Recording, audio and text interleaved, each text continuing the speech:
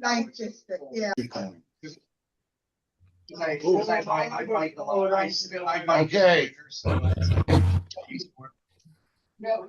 All right. All right. Welcome to the College of Complexes. Gentlemen, welcome to the College of Complexes. My name is Tim, and I'll be moderating tonight. Tonight's speaker is Ed Fallon, who did what I call a walk across America or whatever, and he's done it for peace. Now, the college consists of the following format. First, we'll have a brief announcements period, and that'll be upcoming events or anybody else who has an audience good for the order. Second, we'll have a speaker who will speak for up to about an hour. Then we'll have our question and answer period, along with our rebuttals after that. We have to finish up about 7:30, 7:45 because the restaurant closes at 8 o'clock. There are two rules to the College of Complexes. One is no personal attacks, and the second is one fool at a time. Okay, Charlie, if you want to get started, I'll get the screen up and we'll get the announcements going. Okay, welcome everyone to meeting number 3,854 of the College of Complexes, the playground for people who think. Although I'm not a capitalist, I will give an advertisement for our upcoming programs as soon as Tim brings up the screen. How many on Zoom? 5, 4. Okay. No, that's wrong one. Sorry, Charlie. Okay, there we go. Sorry about that. There we go. Okay. Come on. Okay. Then down to February. Okay, Charlie, go ahead. Here's our All right. Please note after tonight's program, we'll be on an occasional basis. Will be the meetings at the college. So you've got to check the calendar or watch for the announcements. Anyhow, scroll up. We've got February 7th. Our next meeting. Could you kindly scroll up, please?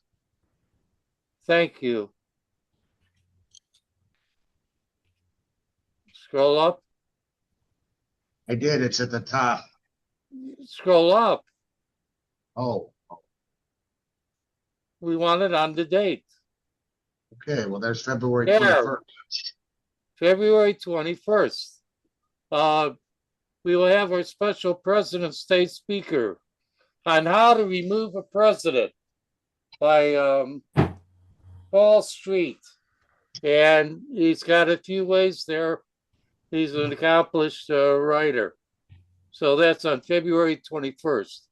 Following that, on March 7th, our own Professor Bob Lichtenberg will be talking about the God question, arguments for and against the existence of God.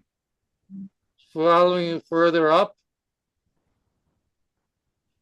on March 21st, there'll be a talk on how democracy was the first casualty, how America learned to trust losing as an act of war. Our own Tim Bolger will be giving a political analysis of the United States. Transitioning then into April, and we just booked our special Earth Day speaker, Odd Produce, David Odd, and he tells you how you can forage for food right all around your neighborhood.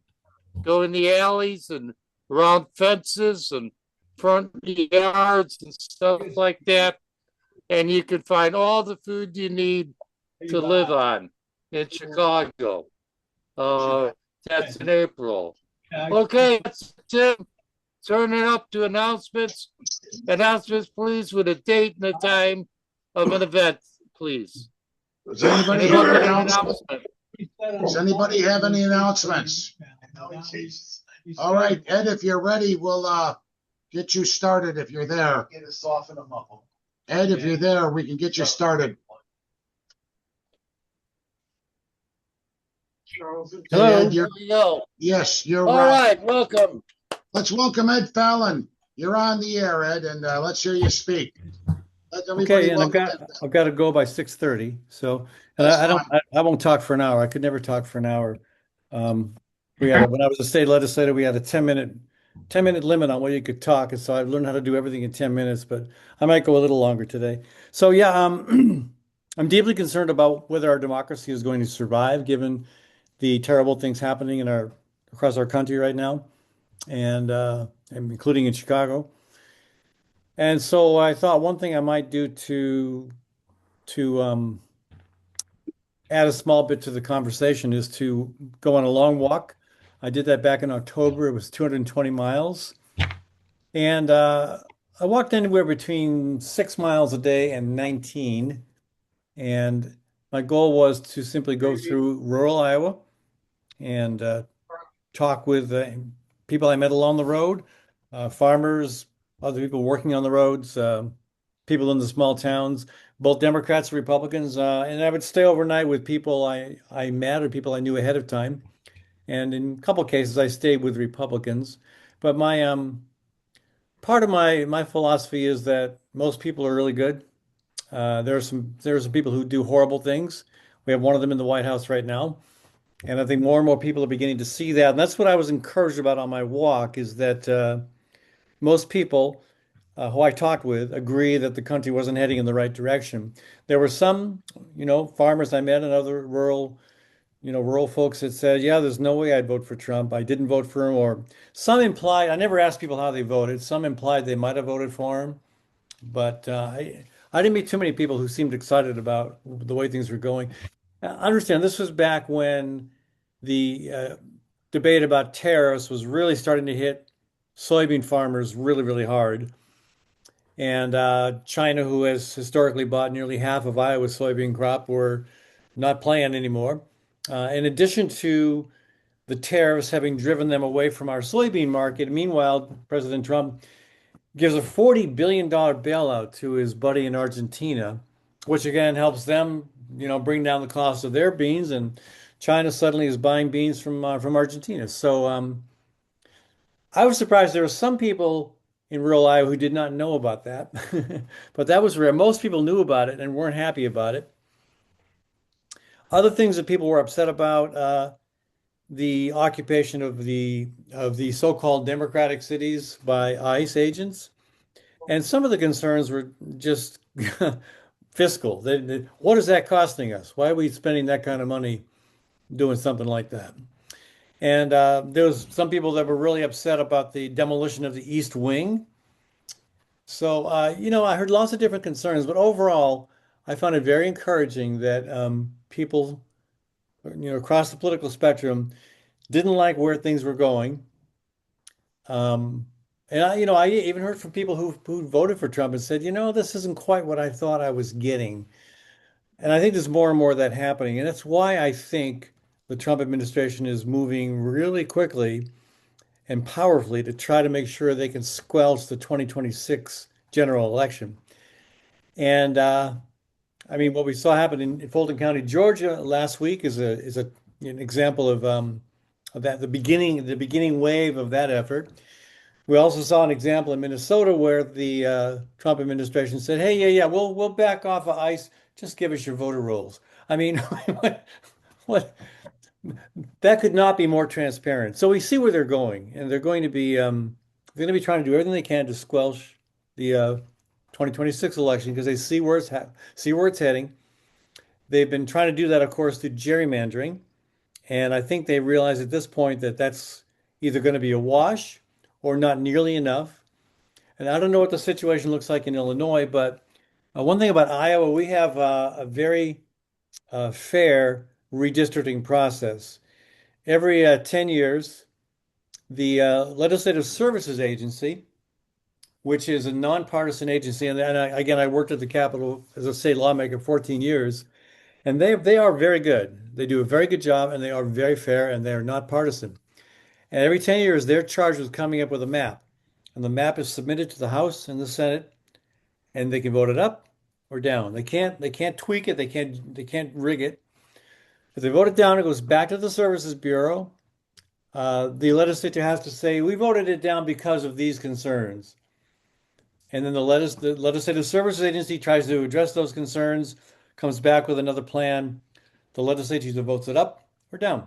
And if they vote it down a second time, then it goes to the Supreme Court, the Iowa Supreme Court. And our court system is pretty good here, actually, comparatively. It's not, we don't elect judges. They're appointed, but they're appointed by a nonpartisan commission. So in the end, we have these districts that are pretty fair and balanced. If you look at Iowa's map, it's like the square, the shape of the state, pretty much cut in four pieces. There's none of these crazy looking, salamander shaped things. Salamander, by the way, which is where the name gerrymander comes from, because in Massachusetts back in the 1800s, a governor named Jerry Mander, I believe. Oh no, Jerry. His name was Jerry. Last name was Jerry. He created a district that looks like a salamander. So that's the word. That's where gerrymander comes from. Fun fact. But anyway, we don't do that here, and so we have these districts that are very fair. We have one, the fourth district in the west of Iowa, which is pretty solid Republican. The other three districts are up for grabs, and they used to be Democratic. Right now, they're Republican, but I think there's a very good chance that at least two, maybe all three of them, could go Democratic next time around. And where I'm going with on this is Trump knows that. Well, he doesn't know it. He doesn't know squat, but his people know that. And so we may be a target for that as well. I know Chicago has been a target for ICE. You're probably going to be a target for suppressing the election. I'm not sure what else is going to happen, but I think that's our biggest challenge right now is to get people aware of the fact that hey, our our fair, open, accountable, elections matter, and we can't let anybody try to change that, try to suppress that. I mean, we already, and let's admit it, we already have plenty of election suppression things going on. Well, gerrymandering is one of them in the states that do that, and I know Illinois does. But there's also efforts to prevent early voting, to to to require certain types of identification. There's all kinds of things that have been done. I mean, the Electoral College is voter suppression. So there's lots of things happening that are even built into the system that's already problematic. And so we've got to be on our toes because as they pile on with all the other voter suppression things they want to do, including putting ICE agents at the polls or who knows what they might do. I think it's the most important conversation we can have right now. The issues that I'm really concerned about, I'm concerned about a lot of things, but to me, the existential threats of climate change, nuclear war, and artificial intelligence are the three that most, occupy my efforts. But we're not going to address any of those without significant political change, and that starts in 2026. And it starts not by demonizing people who voted for Trump. There's nothing to be gained by saying, "Yeah, you voted for Trump, you're stupid, or you're a racist, or you're a misogynist." There's nothing to be gained by that. Do not question why somebody voted for Trump. Get to know them. They're probably a good person. Again, there are some who aren't. My most recent my most recent piece of mischief was I went to the Trump rally here in Iowa. Maybe some of you saw this.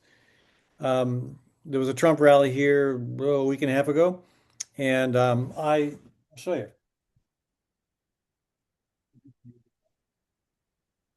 Where is it? There it is. There we go. I decided to wear a shirt under my shirt, and this is the shirt I wore.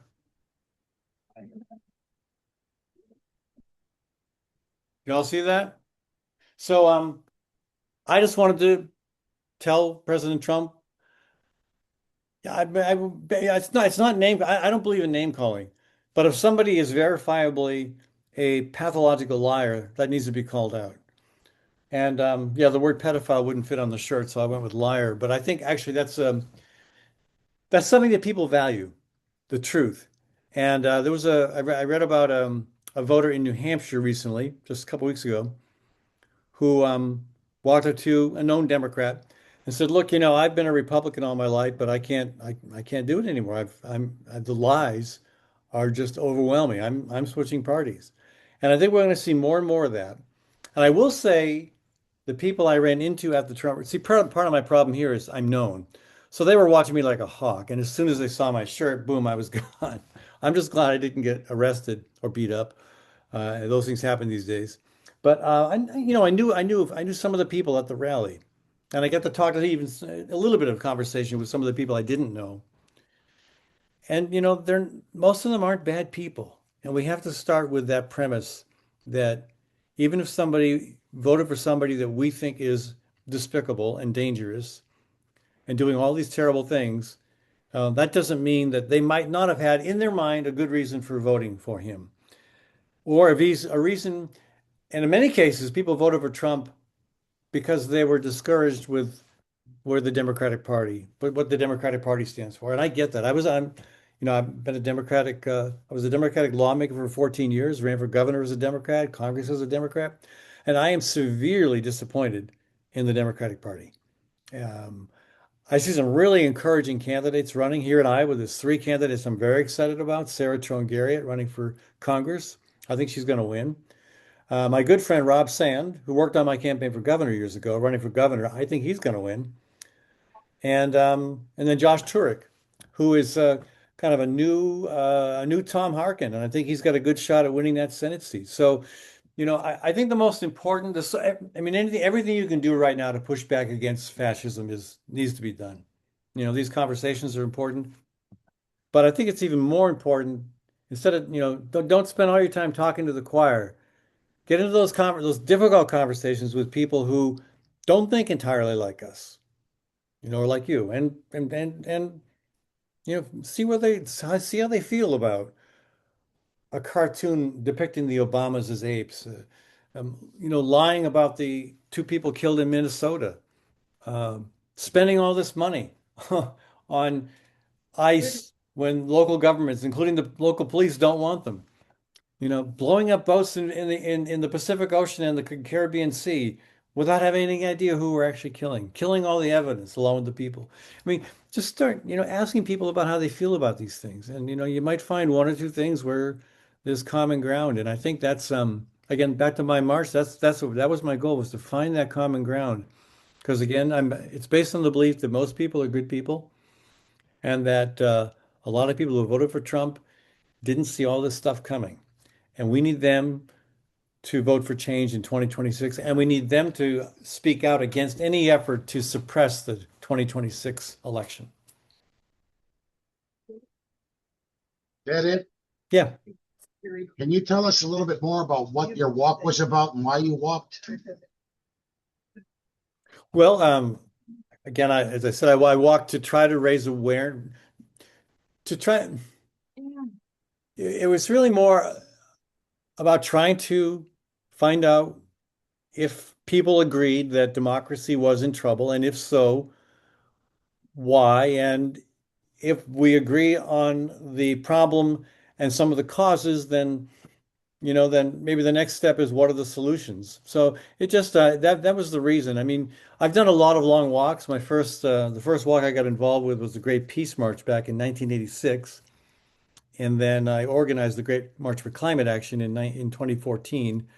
And since then, I've done four other long walks, one across France for the UN Climate Summit. Most of them have something to do with either peace or climate change.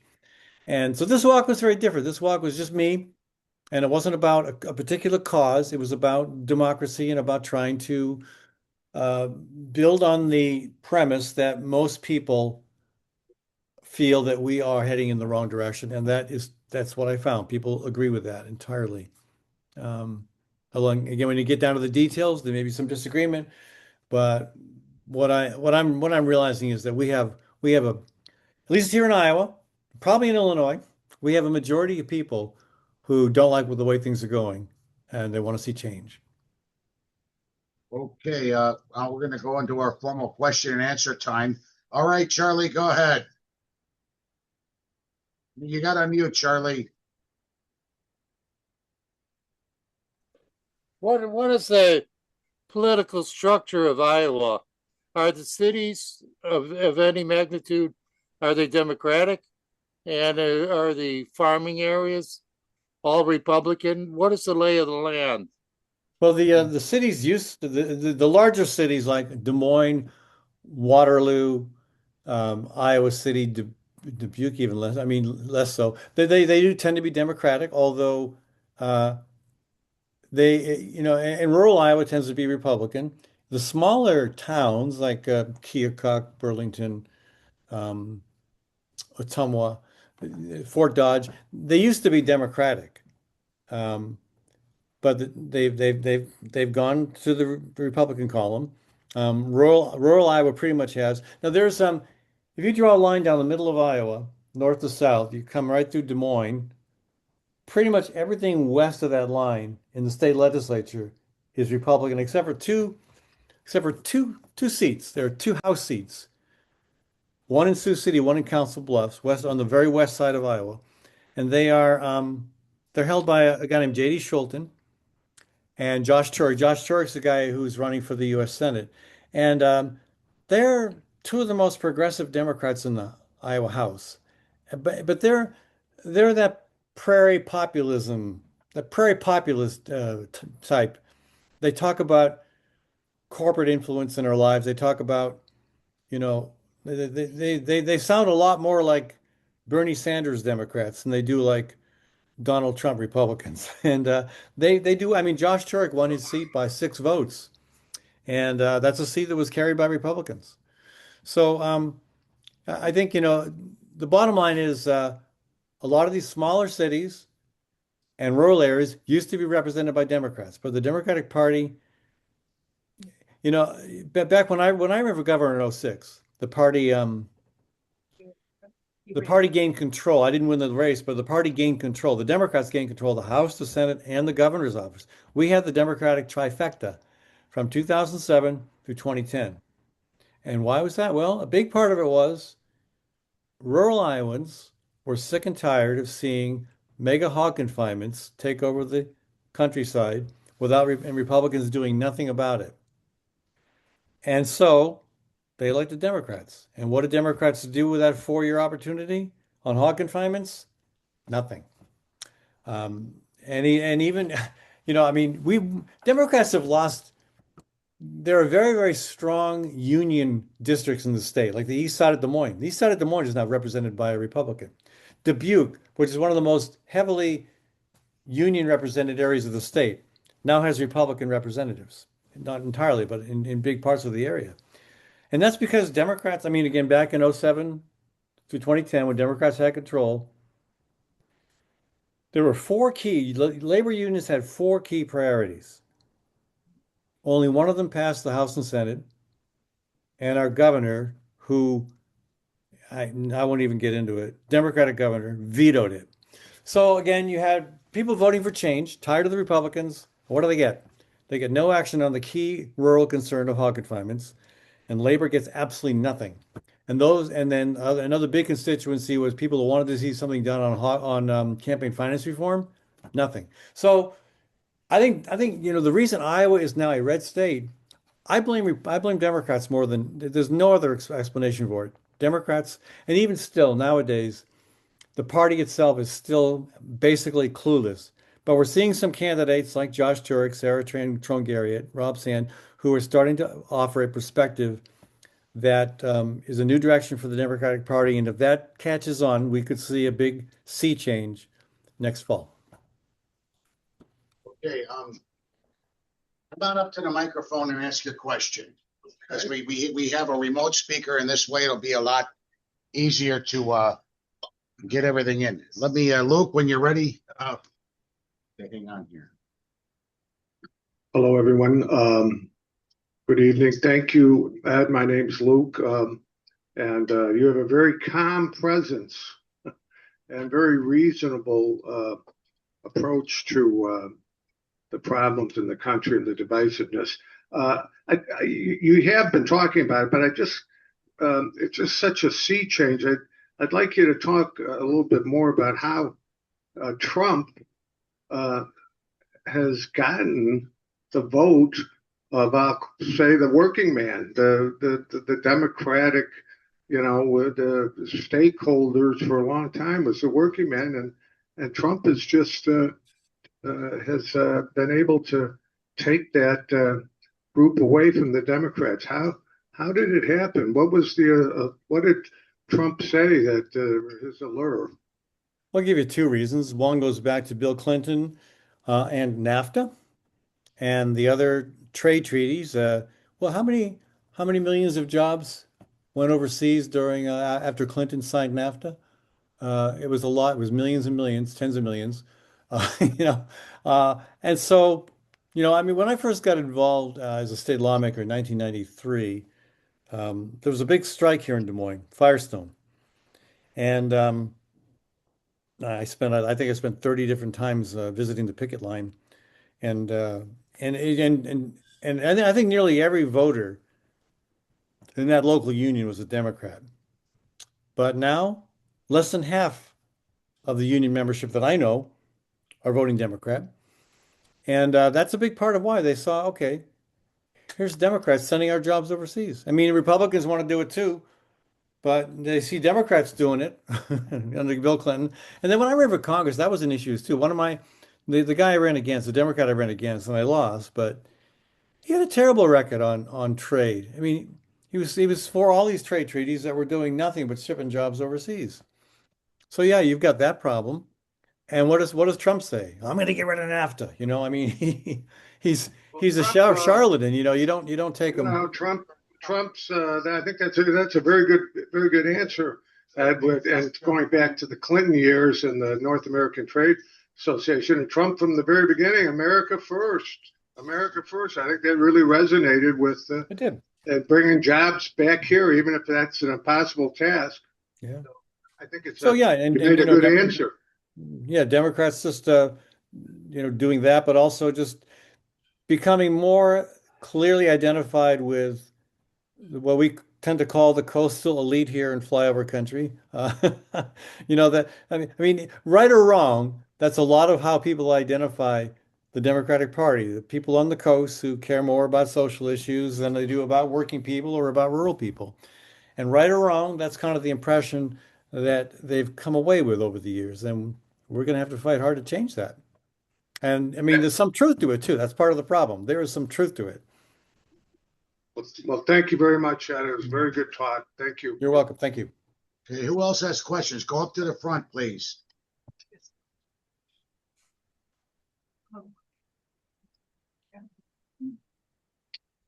Yes, hi. I'm Ellen Corley. I'm actually running for Congress in the 5th district now, and was just on the phone call with the independent voters of Illinois, which went well, asking me, I think about, why I ran for chief of police at one point, and why I, when you go through these questionnaires, I go, I am very left wing, but so how can we be interested? You mentioned 3 good progressive candidates. I'm a good progressive candidate. I feel like the Democratic machine here in Illinois, they had told me that the Democratic Party wouldn't help me if they already have a Democrat. They've got Mike Quigley in there, who's does appropriations for forever war. But I don't know how, I want to get back to, a Kennedy type of Democrat, Robert or JFK, and is there kind of is it maybe a way to organize the Democratic Party so that, or all the parties, so that they screen out lies and corruption and, foreign influence, and the APAC influence particularly. I mean, how can we be more of a movement like I thought Democrats were? I'm an adult child of a Republican family, and I thought coming over the Democrats, it would be just one progressive, kumbaya. But, what are we going to do? Maybe put in a platform or somehow organize.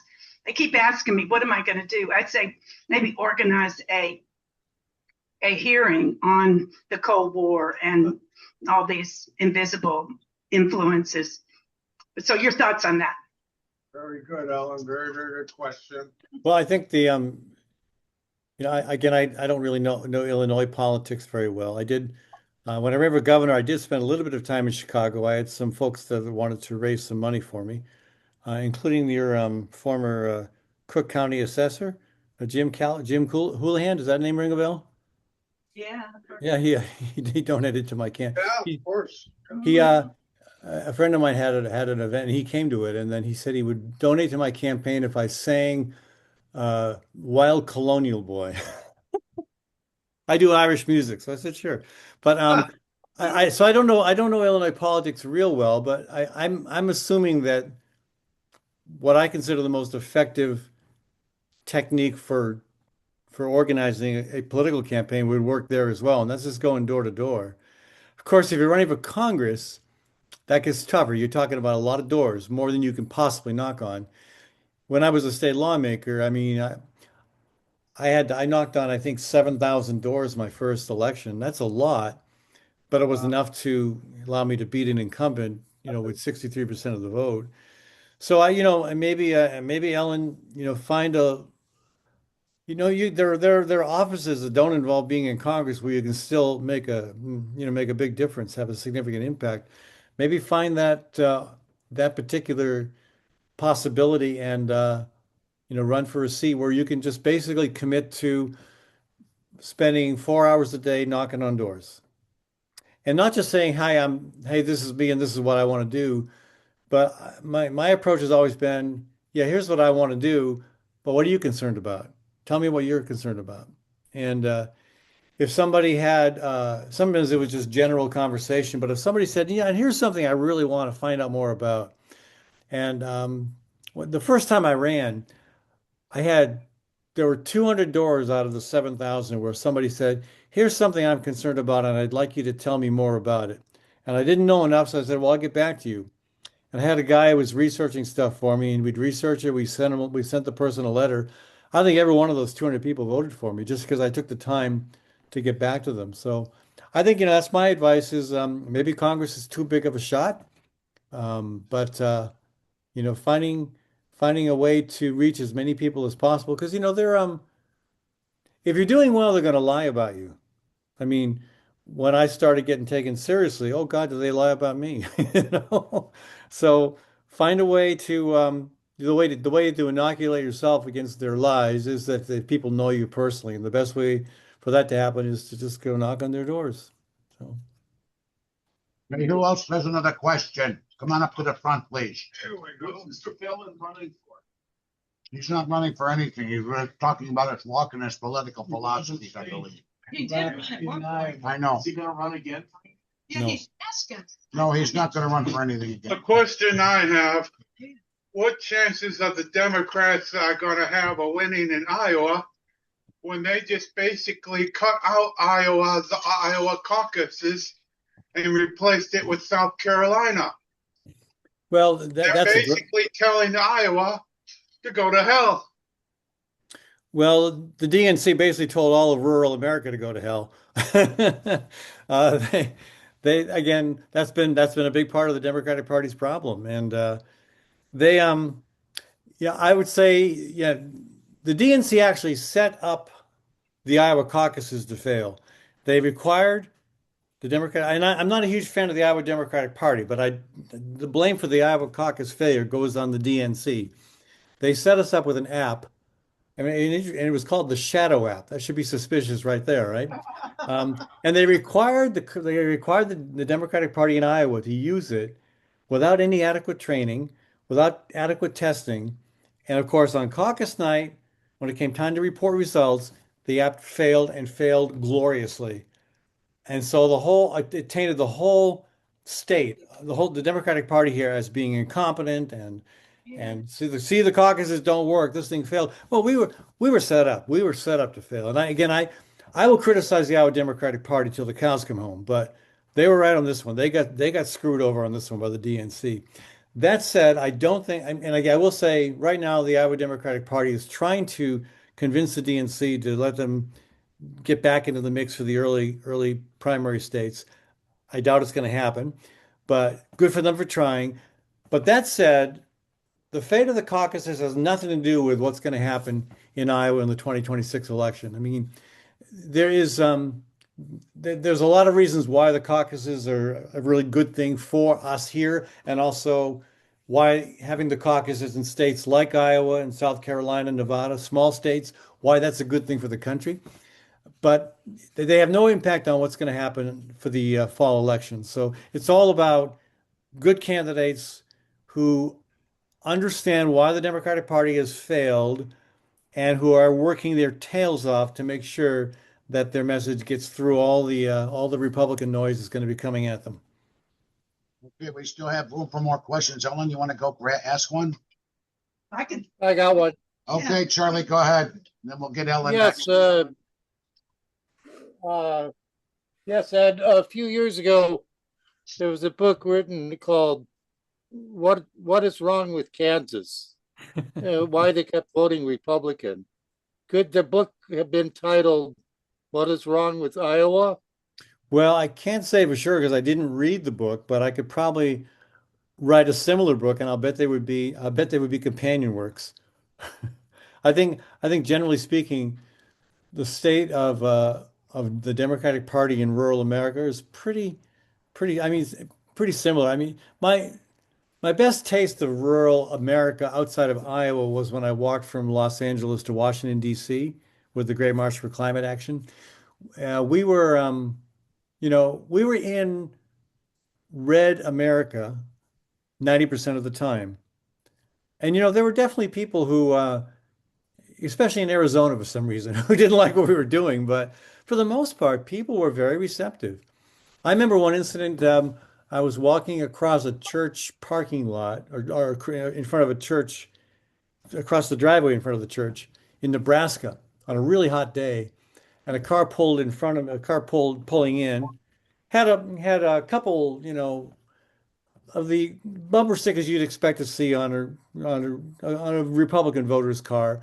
I'm pro-life, and some I can't remember what the other one was.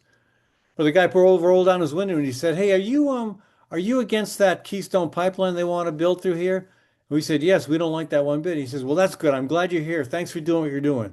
You know? So I think again, if you find the right issues and your heart's in the right place, you begin to see a shift in rural communities, not just rural communities, but working class communities. Because labor union families are not the solid Democratic bloc they used to be. And for that matter, neither are Latinos, uh, Asians. Other communities have shifted. Their support for Democrats across the board has declined in recent years. And again, I'm not sure the Democratic Party in DC has woken up yet. I think they may still be as dumb as dirt. But I'm seeing candidates that are waking up and are coming with the right message and are being very well received. Okay. Are How do you, are the are the county officials still probably the most important or most influential on the lives of the people of Iowa? No, I would say Oh, really? there's influence across the political spectrum. You're certainly city council members are the most visible in a community because you notice when the potholes are getting bad and when the snow removal isn't happening and when your property tax bill goes up. But yeah, county officials, it really kind of depends on the county. Like in Des Moines, we're in Polk County. Polk County is kind of secondary to the city governments because the cities are so much more, occupy so much more of the county landmass. But around the state, yeah, there are counties where they're more influential. And I think one of the biggest issues affecting county governments right now is this big carbon dioxide pipeline that Summit Carbon Solutions wants to build. Summit is a big corporation here. It's run by the biggest donor to the Iowa Republican Party, Bruce Rastetter. He's even got a building at the State Fair named after him. He's got a building at Iowa State University named after him. He's very powerful. And yet, about, I'd say 80% of rural Iowa is against this pipeline. And there was a Republican candidate for governor, Adam Steen, who's really out there. He's very extreme. But he said something the other day that was instructive. He said, look, if Republicans don't pass a strong bill preventing eminent domain to build this pipeline, they're going to lose the governorship next year. So, and it really, this issue is really a gift to Democrats, except for the problem that Democrats haven't accepted it. Only a few Democrats, like the ones I've mentioned, have really come out opposed to the pipeline. So I think so. I guess that's circling back to what you said, Charlie. The county governments have a lot of play right now because of that issue and how it affects life in the county directly. But beyond that, the state legislature is certainly exercising its power. Actually, one thing the state legislature is doing here that's becoming increasingly suspect to voters across the board is they're getting more and more involved in telling local governments what they can and can't do. I mean, historically, the Republican Party has said, "Yeah, we believe in local control. We don't want to, get involved with local government." But now, every chance they get, if they don't like something that some city's doing, they're getting involved and trying to tell them they can't do it. So, One last question. Was it in Iowa where, like some counties, they only had one place where you could go cast the vote for voter suppression? I don't think so. That doesn't sound right. I'm not sure. I've not heard that. Yeah, this was early efforts. I'm not certain. I thought it was in Iowa where there We was only certainly, one place where you could go vote, and it was quite a distance away for some people. well, we certainly had some voter suppression. And I thought, yeah, I did hear something like that about down in Ottumwa, which is what's a city of about what, 40,000 people. But I don't know. I really don't know. Thank you. Okay, go ahead. Okay, my name is Dan Weinberg. Ed, do you know about the problem in Des Moines about the drinking water? Oh God, do I ever? It's terrible. It's so bad. It's not just Des Moines either. It's terrible. So, so it's from the farmers putting NPK on their field and putting glyphosate and Roundup in the fields and then it running off into the rivers. Mhm. And then people have to drink that water in Des Moines. Is that right?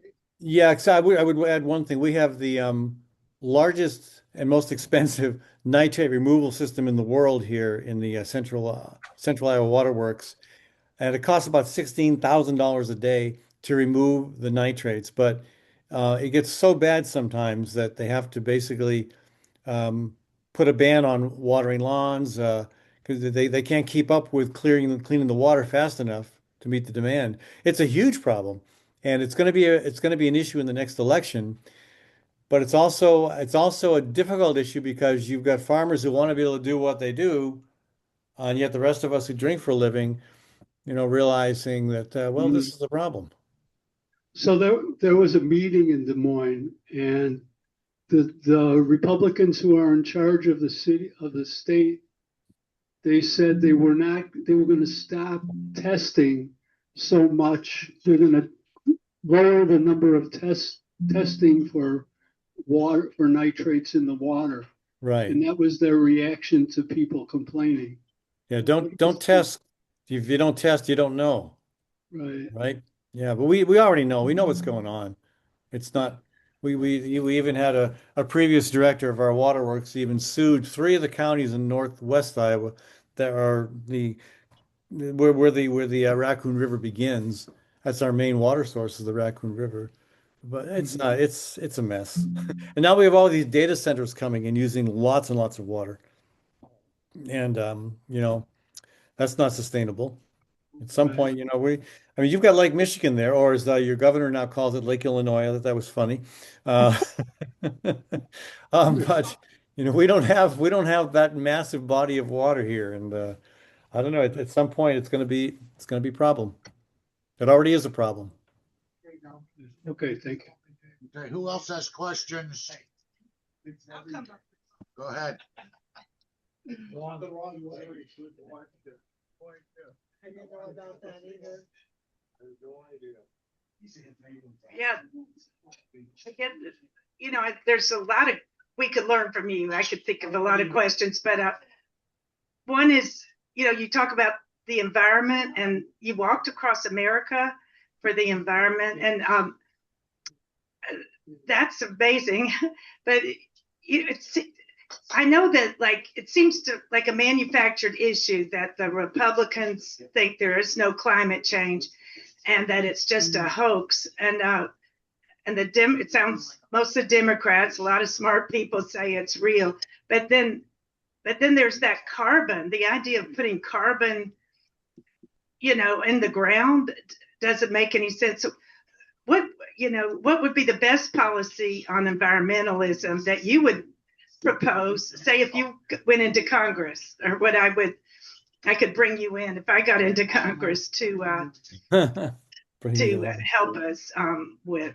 Oh, it's such a long list. I think the key is, the problem the previous gentleman raised is one that would resonate very, very strongly here in Iowa. I hope that if we do elect Democrats to two or three of the congressional districts here, that they would make that a priority. And I'm not exactly sure what Congress can or should do about our nitrate problem. Really, ideally, you'd have a state government that took the problem more seriously. But do people also know that Iowa is we have the second highest cancer rate in the nation? We also have we're the only state with a growing cancer problem. It's like clear what's happening. So our current governor is trying to distract from that, but she's offering a good proposal, but it's a way of distracting attention from the real problem. She wants to increase the tax on cigarettes, and I saw somebody smoking. Sorry about that, but but and that's okay. I guess it is proven that higher taxes on cigarettes do tend to cut down on the amount of people who smoke, but that's not the problem. We know what the problem is, and again, I don't know what I would tell you, Alan. There's so many issues. To me, the most pressing one is the climate. We have to, and right now we're seeing so much backsliding in the Trump administration. I mean, I thought we were starting to see some real progress, and we are seeing progress, but right now, Trump trying to uh, curtail wind farms off the New England and New York coast, and I'm just very, very, very glad to see that he's losing all the lawsuits as he tries to block these wind farms. Some of them, like most of the way, like 75% complete. So I don't know. I'd say, it's hard to tell what's the most important environmental issue, but you got to find something that is both meaningful and also, it resonates with your constituents. No matter whether you're on the city council or in Congress, it's got to resonate. You got to find a way to make it make sense to people. What do you believe that unless we curb the global warming, then it's going to be disaster? The whole East Coast goes underwater, or how serious is this idea that global warming has to be controlled? And Well, I'll start with a response that Republicans often give. Well, I'm not a scientist, and I'm not, but I listen to scientists, and it is pretty darn clear what's happening. If the Thwaites Glacier melts, which is happening, warm ocean water is getting under this massive glacier in the Antarctic. What it's the size of what? Size of Florida? It's a mile or more thick. If that melts, so you're looking at significant sea level. We've already seen sea level rise. We're already seeing worse and worse fires out west. And these are just some of the impacts. At some point, the domino effect is going to be unstoppable. And again, 12 years ago, we walked across the country to try to raise awareness about this. And I thought back then, that was the same year that the 400,000 people showed up in New York City for the climate march. The same year and it was the next year that we saw the big summit in Paris that, didn't produce the result we really wanted, but it was at least encouraging in the right direction. So yeah, I'm honestly I'm very concerned about where this is heading, and I think Okay, that all right. Do you have any more Yeah, questions? just to follow up, I think these problems, you know, the denial of the climate problem is, you know, I'm an adult child Republican family. My stepfather, was with the Manhattan Institute that says there is no problem. It's just a way for Democrats to get votes or something. And it's always class and corporation, right? And all these things that we, the people, are screaming about that they're, I think that's caused this reaction. The Trump, I don't know the statistics, but I would guess most Republicans think there is no such thing as global warming, and there's it, I, so and I don't like when you say it's at the state level. I don't see why. I think it's the 10th Amendment that said if we figure something out at the federal level, then we'll put in a law and it's got to apply to all the states. But I think the problem is the way they let the states each determine their own thing. And it's made it impossible for us to get a sustainable, policies in place to control global warming and do the right thing as a country. But and why don't you run again? Question. Come on, I'm question. I'm doing the work I'm doing. I'm not. My best contribution to politics right now is to help younger, people with with the right perspective, help them get elected. We'll be holding house parties for several candidates and door knocking for them. So yeah, I don't just because I have been in office and I might do a good job if I was there. I'm not now, and I really don't think I'm in the right position to do that. There are better people who can do that than I can. Norma, I'd like to call on you. You put a good question in the chat, and I'd like you to elaborate on it and ask our speaker the question. Please unmute. Yes. Yeah. Ed, you said earlier that you saw the Democratic Party taking a new direction, which sounded kind of hopeful. And I'd like to hear what that new direction is you're seeing. Well, and again, I didn't say if I said that I don't see the Democratic Party doing that. I see certain Democrats running for key offices doing that. Okay, so what new direction are they taking? Well, they're not doubling down on the hot button social issues. I mean, last time around, I mean, and I think I think abortion is a very important issue. I don't think it's an issue that you can campaign on. Right. In some districts, yeah, but I think statewide in Iowa, it's not the strongest issue. Um, I mean, and again, it's important. All the candidates I'm supporting are pro-choice, but that isn't like the centerpiece of their platform. They're talking about economic fairness. They're talking about, protecting our small towns from overreach by corporations and big government alike. They're talking about the bread and butter issues that affect people in daily lives. There's a congresswoman from Washington State. I wrote about her last week. We probably disagree on a whole bunch of issues. Marie Gluesenkamp Perez, maybe you've heard of her. She's from Washington State. She's one of only two, maybe three, I think two actually, Democrats who 4 years ago won in a Republican district, a district carried by Trump.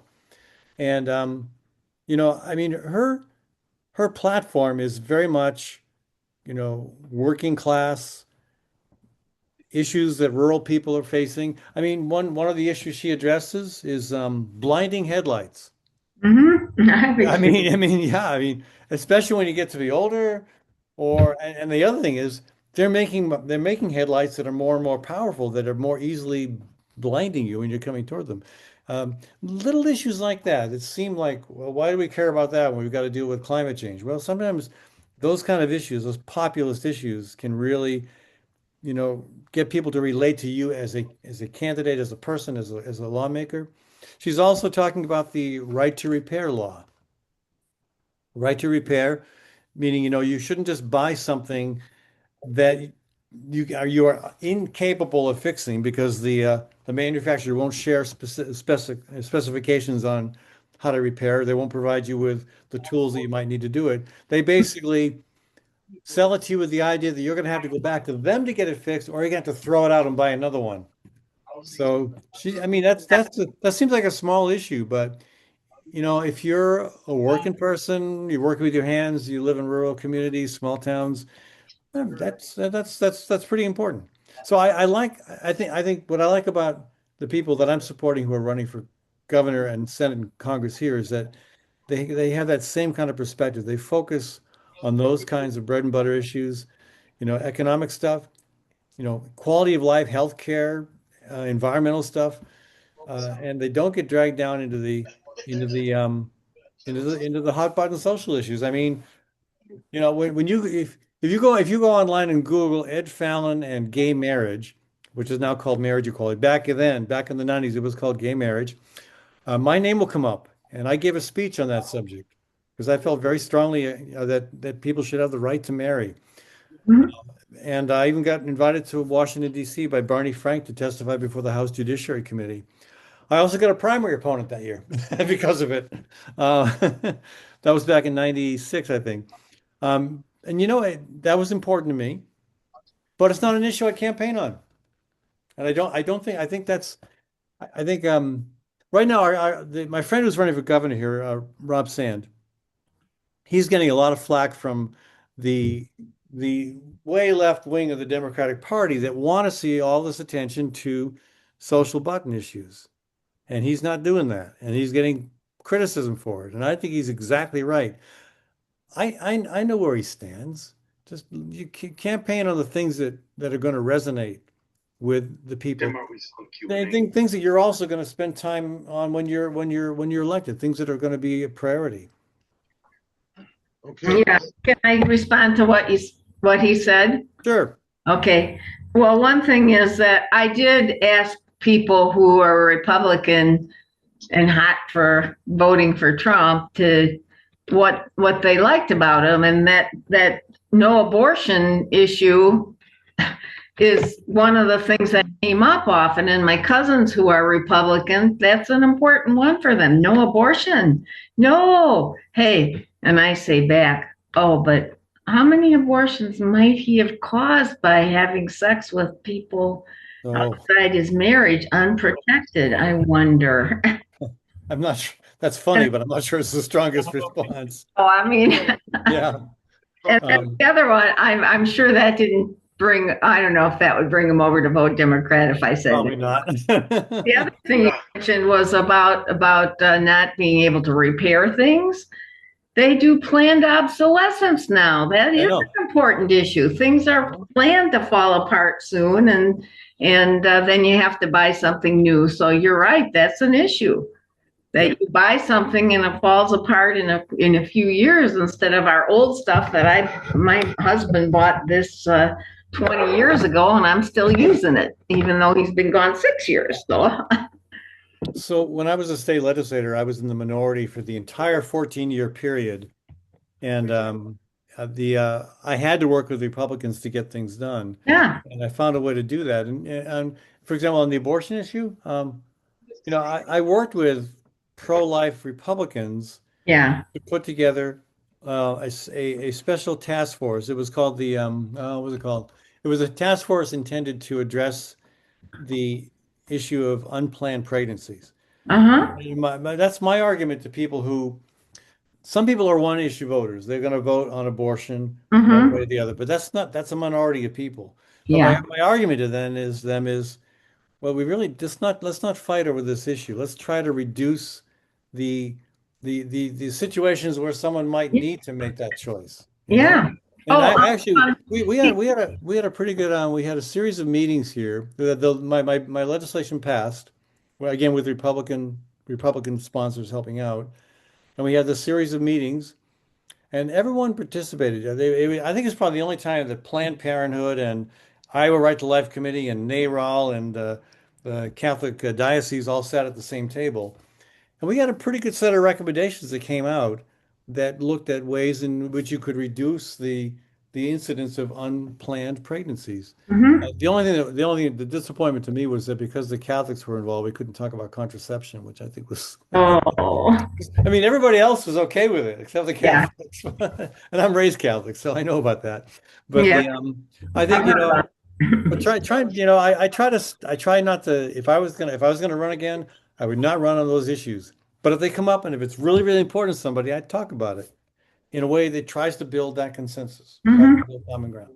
Good. Okay. All right, we got to move on. Go ahead. All right. Well, hey, that was interesting. I wonder how many abortions Trump paid for with all the philandering he did. Yeah, yeah. Yeah, God, it's just disgusting, everything about him. Anyway, I would like to have Mr. Fallon. I have two-part question. One, is he going to run for it? He seems like a young fella. Are you going to run for anything in Iowa or anywhere else again? And then two, since you have a lovely corn crop in Iowa, we have a lovely corn crop here in Illinois, Indiana, a couple other states around here, and half of that corn goes into gasoline tanks in cars. Yeah, it's something called ethanol. People probably seen that around.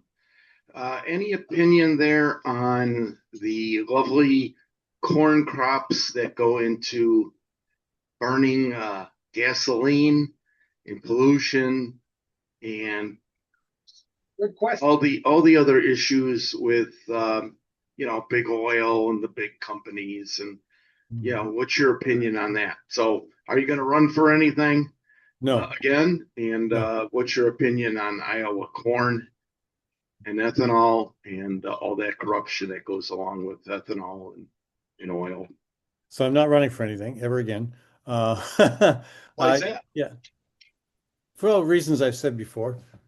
Now, I'm not going to get into it again, but just, yeah, I'm not going to. But ethanol, yeah, it's a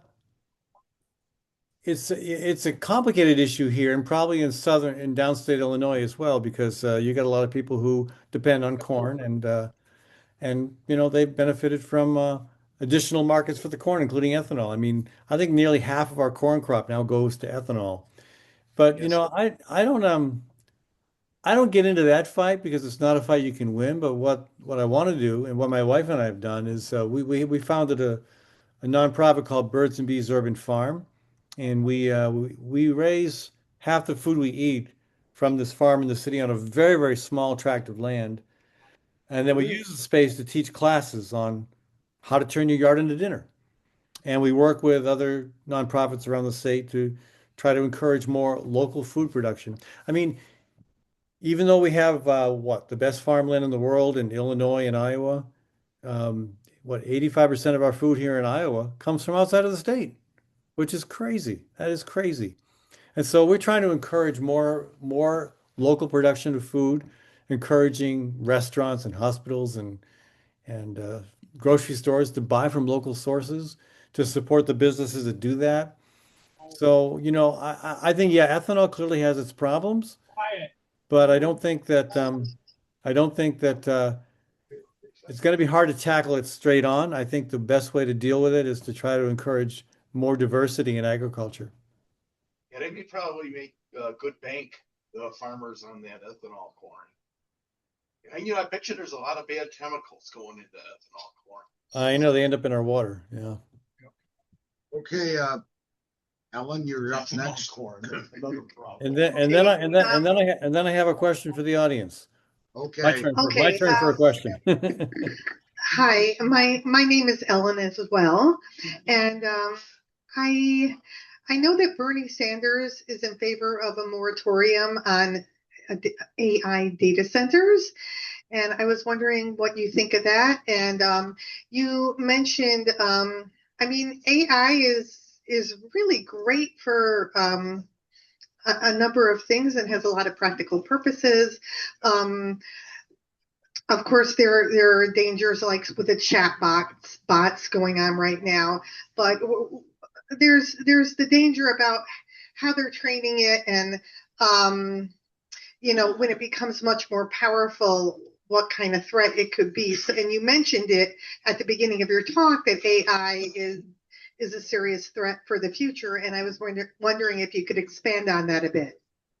Yeah, the movie The Matrix, or uh, or 2001: Space Odyssey. I don't. There are occasionally movies that really hit the futuristic nail on the head. 1984. Um, I think we tend to be fascinated by new toys, shiny objects, things that make us work less. So we have more time to do nothing, or I don't know what we want to do with our time. I love the work, but I think AI, I see, and I'm probably an extreme view on this. I see no value in AI at all. And I have friends who share my concern about what AI might do to the future, but they will disagree with me on it has no value. I I I try to avoid it completely. I don't like where it's heading potentially. I really see all kinds of problems, and I just advise people to continue to do their own work, think for themselves, try to stay as connected to people and less connected to machines. And I don't think it's going to be that far into the future where we're going to find out that I was either right or wrong. I'm very concerned about where this is heading, and I think it could be as much of an existential threat as climate change or nuclear war. Okay, Ed, you said you had questions you wanted to ask. One question. Kat, and I can't say her last name. It's Abu. Yeah. There's a gal running for Congress named Kat. Yeah, she spoke here a while back. What do you all think of Kat? Yeah. My friend likes her. Oh, go ahead. Go ahead and rebut. Okay. Yeah. It's not you. She has a really, really Is that for the rebuttal? Well, that's it. You're answering his questions now. We're just gonna kick the format a little bit. Okay. Yeah. I know Kat is interesting. I went to her office and kind of as a model for what I wanted to do. She's in the 9th district, and she's the progressive. She's Palestinian. She's the office. She's in the 9th district, right next to my 5th, and it's really the Latinos were getting picked off the street. But so it's interesting that she raised over $1 million, Act Blue and things, and she's paying her people, from the beginning. So she's a great model for this, which is probably why they indicted her. They picked her up at the ICE detention center and that's indicted to go to jail for 5 years. I think along with I also see she's getting bad press in the Cook County Chronicle. They say Jan Schakowsky, the outgoing congressperson, has endorsed Daniel Biss, and they say she takes outside money is the only thing they say about her. It's just amazing how the media is the message. They can just, like you said, they lie about you or, just imply. And I think, it's just a little aside, Kat who takes outside money doesn't represent the interest of the area. Yeah. But she told, I got 1,270 interviews, 1,500 actually. And every person said, ICE, get rid of these detention. They're the military police coming in, scaring our kids, stealing their teachers. And it's interesting how the reactionary counterintelligence is going after her. We personally know an FBI guy. One of them is there. This is my biggest concern is, who do they put on the ballot? They stack the deck. Okay. All right. Thank you. I've run into Kat. Yeah, she raised $1 million outside. She's I would call her the internet choice for young people. She had a podcast, I think, that was very popular. So she's very internet oriented. Biss is the favorite. He's the mayor of Evanston, a north suburb of Chicago. What's that first name? Simmons. Michael Simmons is a state rep now. He's African American. So Simmons and Biss are the major candidates for Schakowsky's seat now. So Kat is a minor candidate, even though she has a lot of money. That's how I would characterize her. So there's 3 candidates running in that seat? No, well, there were 15. Schakowsky's been there 30 years. So Biss, Simmons, and maybe Kat are the top 3. There's a state rep, Han Hun. He's Vietnamese. He's a minor candidate. That's about those are top 4 candidates, I think. All right, interesting. All right, well, that's my question. Jake, Back to yours. Jake, you're next. Go ahead. Yeah, Laura Fine is also on the ballot. She's a state rep for part of Evanston. I don't know where her district is exactly. But no, I wouldn't vote for Kat. I'd vote for, I'm no longer in the district. I would vote for either Daniel Biss or Laura Fine. I'm not really interested in the others. I don't know how many candidates are on the ballot now in that district. There were initially 16, but now it may be down to fewer than that. I haven't followed it that closely. But no, I was in that district for many years. I know the district. Okay. And I think the boundaries have changed too. They've gone further north and west. I don't know where the boundaries are exactly. Along Chicago lakefront up to from Clark and Diversey, north along Clark Street to somewhere around Peterson. I don't know where it branches off, and it goes west on Peterson, and it includes 49th and 50th wards. I think it might include part of the 40th ward.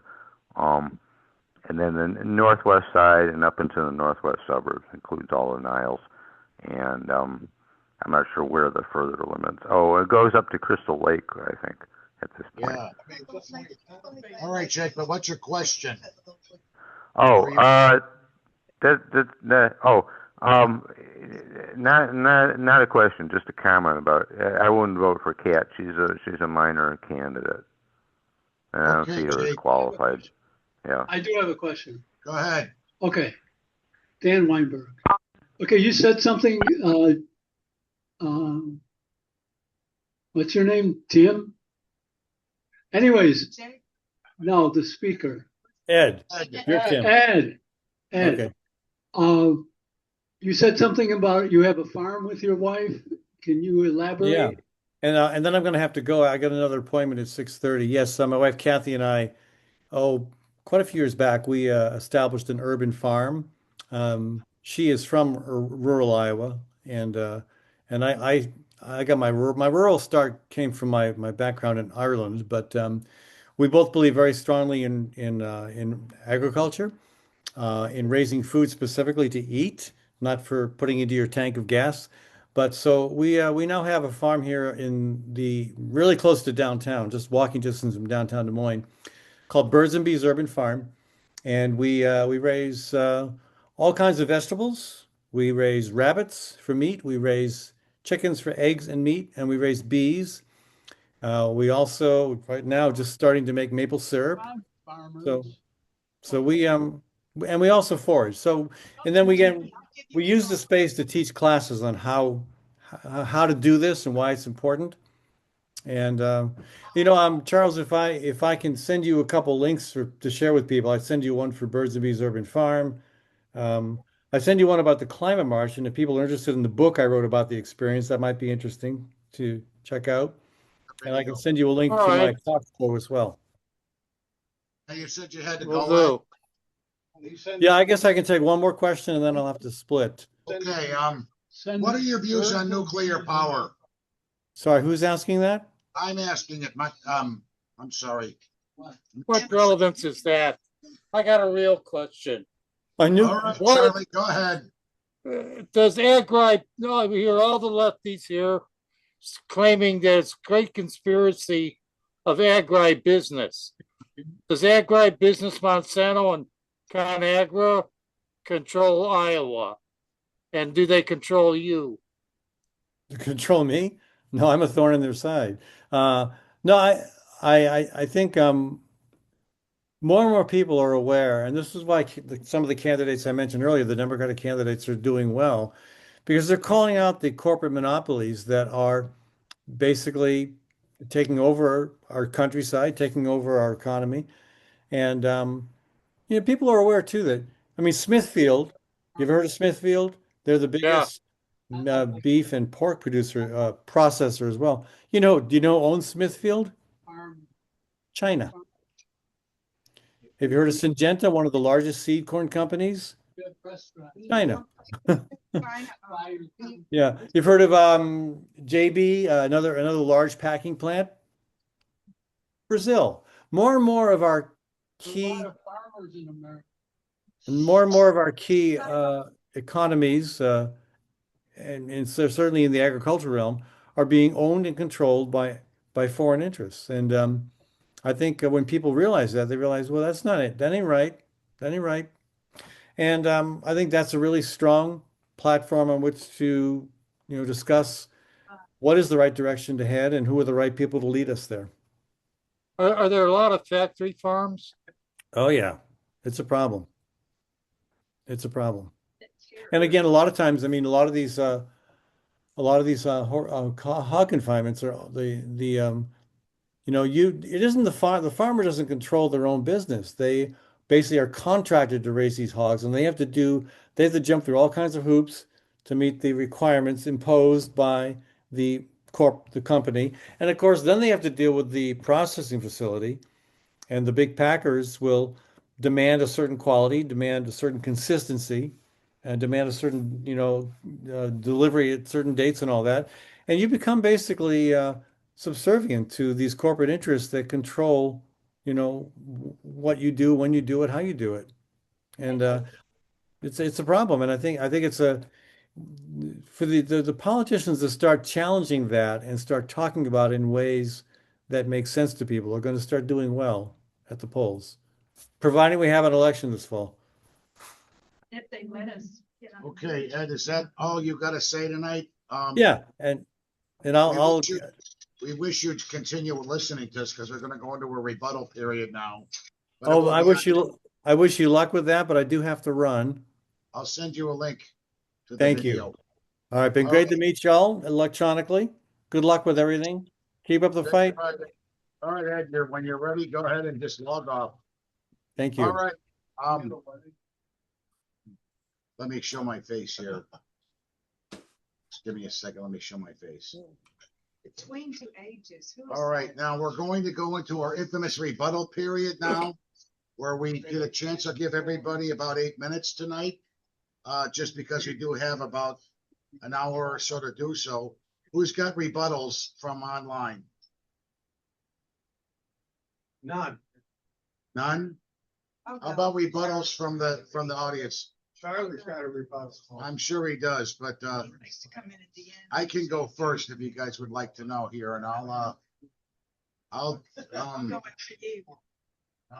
okay, I'm gonna go up front here so you can all hear me and look. Bear with me, please. Quality Toastmaster. Well, it's gonna be a good. I think it's gonna be a good one because well, let me get up front.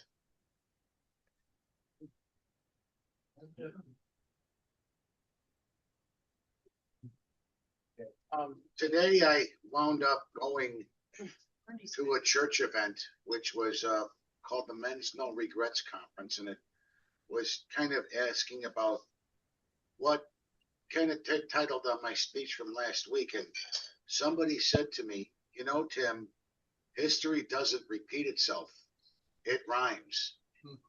That quote is from, Mark Twain.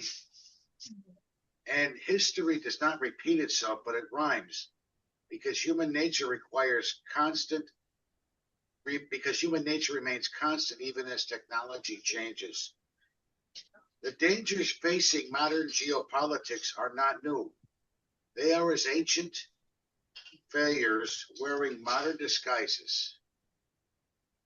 When societies forget moral truths, history begins to echo itself. Aristotle taught us that political systems rise and fall based on character and not mechanics. Tyranny doesn't arrive suddenly. It emerges from disorder, factionalism, and loss of virtue. When citizens abandon shared truth, they invite coercive power to restore order. And you know, when I look back on some of our biblical history, especially the Old Testament, about the rise and fall of Israel, when, you know, during the periods they had a king and when they didn't have a king, when they were on the judges, the better times are when they were exhibiting more moral character and more righteous type of things in here.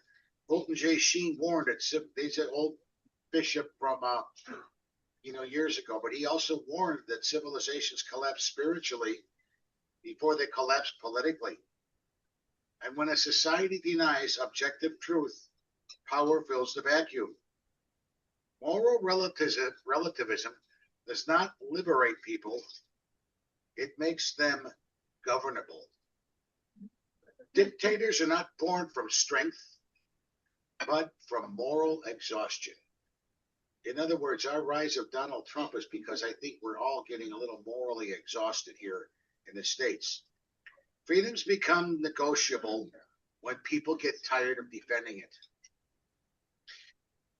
Across the globe, we see rising strongmen, weakening democratic norms, propaganda replacing truth, and fear becoming a governing tool. Nations trade liberty for promises of stability, and geopolitics becomes coercion when morality is dismissed as invariant. Thomas Friedman explained it quite well.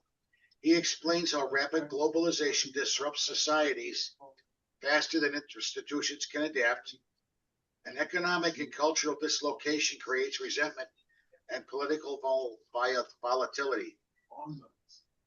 When people feel invisible in a global system, they turn towards nationalism and identity politics. And our global interconnectedness magnifies local failures into international crises. Alvin Toffler, in his book Future Shock, change is moving faster today than human psychology can handle. Societies under stress regress emotionally. People seek certainty, authority, and simplified narratives, and history rhymes because rapid change reactivates ancient instincts, fear, and historic control. I'd like to say this real quick to everybody. Donald Trump did not create the global fracture. He basically exposed it. His rise reflects institutional failure and loss of trust in our government. And Aristotle warned that demagogues arise when republics lose legitimacy, and populism thrives when elites ignore real grievances. Well, then what is exactly history telling us? When truth is replaced by propaganda, power fills the gap. And that is exactly what's happened in a lot of communist countries. They were replaced by the propaganda of Karl Marx and his lies.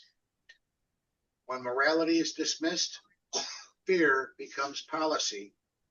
And when speed replaces wisdom, instability follows. Technology accelerates decline when virtue is absent.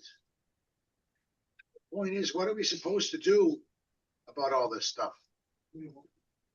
The crisis in our age is not political or technological. It is moral. It is us. No geopolitical strategy can save a civilization that abandons truth. History is knocking again, speaking in a modern voice. If we do not reclaim conscience and virtue, history will complete the rhyme for us. And in the end, we're all doomed. So let us go back, and like what I said last week, it is up to us to tell our authorities, hey, we want to be responsible again. We need to be responsible citizens. Do we really want history to rhyme again? Or perhaps maybe it's time to change our tune and become a little bit more moral. Thank you. Yes, yes, Tim.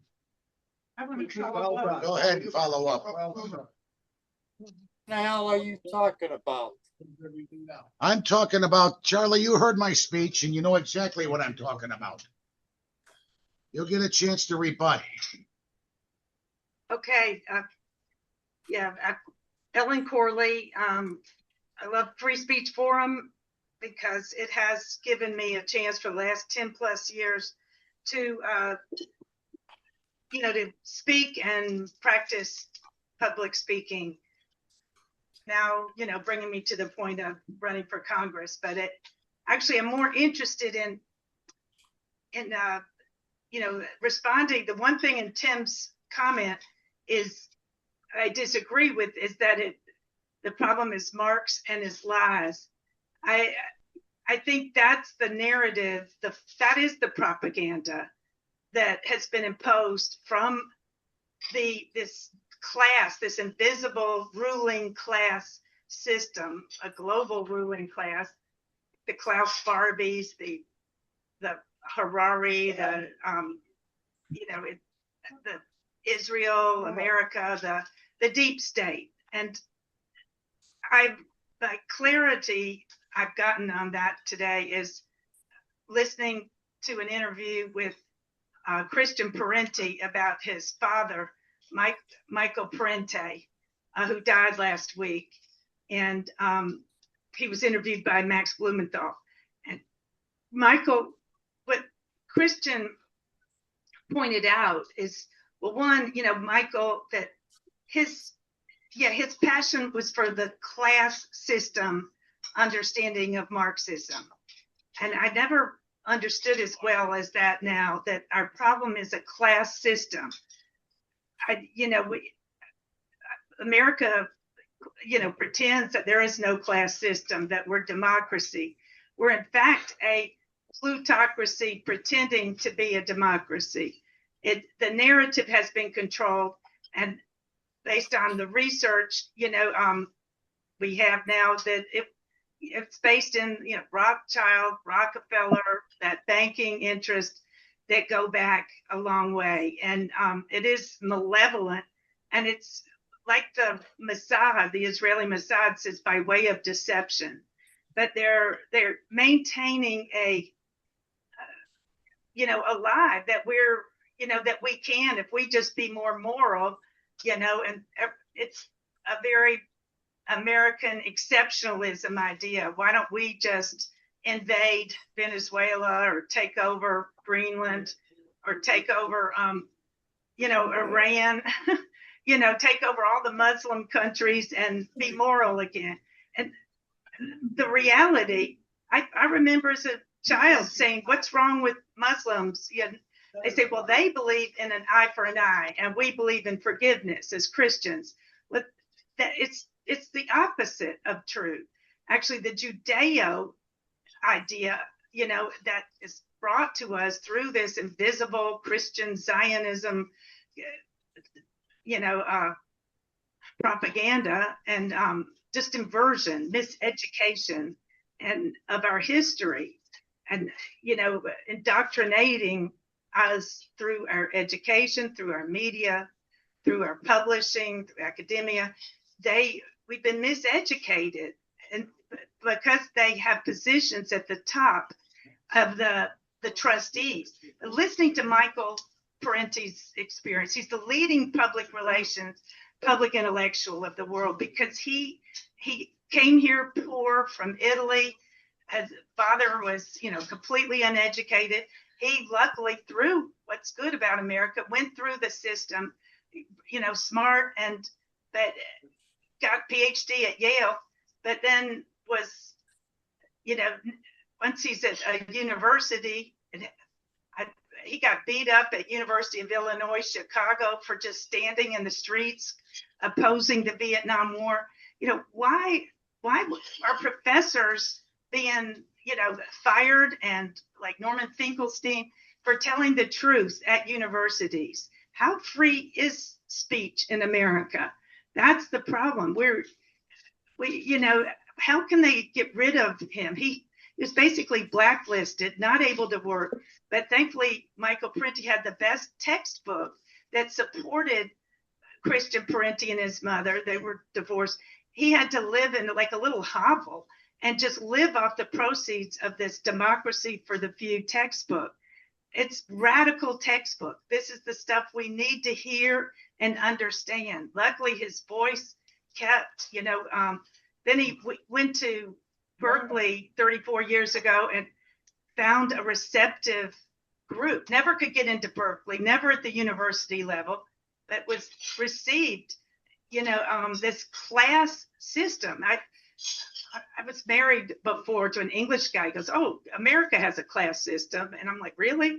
We don't see it because it's not reported in the news. The way the news comes out of this BBC, and they just don't talk about it. So if nobody knows about it, they are getting away with basically making us delusional. America, the exceptional. We're the best. We'll invade. Let Trump come in, put on tariffs, do whatever he wants, take other countries, and never tell us about every one of these wars. We have been the predator, the aggressor, the initiator. That was the philosophy of the continuity of tension, the strategy of tension, the continuity of government. We thought we won World War II. We go out, we're great, we're successful, we have a baby boom. But no, we basically put in the National Security Act that gave covert operations ability for the CIA and that was filled with Nazis, to go to South America, torture the people who dared to speak out, all the countries through Central South America. We create the Vietnam War. We are the, the evil devils, controlling the chessboard.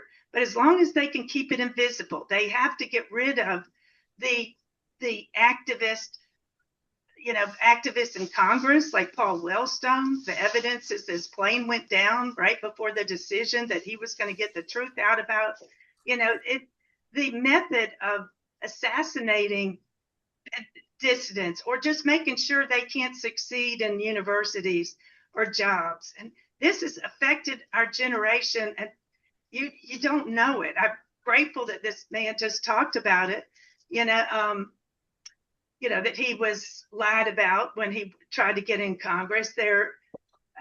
And then the ones that are there, 98% have taken money like Quigley, $250,000 over his term from AIPAC.